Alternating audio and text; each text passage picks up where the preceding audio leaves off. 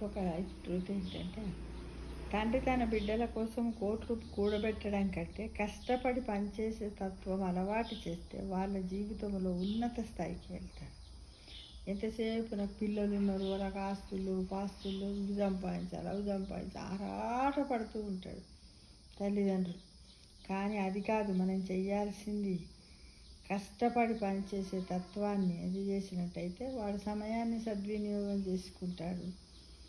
వాడిలో అలాంటిది ఒక అలవాటు అనేది ఇచ్చి వాడు చాలా ఉన్నత స్థాయి కన్నా మనకంటే కదా, గురువుని మించిన శిష్యుడు అన్నట్టుగా తండ్రిని మించిన తనయుడిగా తన సమాజంలో సొసైటీలో చక్కటి పేరు తెచ్చుకొని ఆనందంగా జీవించడానికి ముందుంటాడు. తర్వాత తన తర్వాత పిల్లలు కూడా తండ్రి నుంచి నేర్చుకుంటారు. వాళ్ళు వాళ్ళ పిల్లలకి ఇలా కొన్ని తరాల వరకు కూడా ఇది చిరస్థాయిగా నిలిచి ఉంటుంది అనేది విషయం గమనించండి ఫ్రెండ్స్.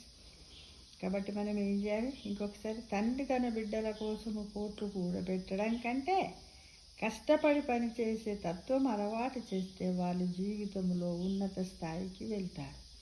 టైమ్ ఈజ్ మనీ అనే విషయం కూడా వాళ్ళకి మనము నేర్పిన వాళ్ళం అవుతాం ఫ్రెండ్స్. కాబట్టి అందరం అలా ప్రయత్నిద్దామా.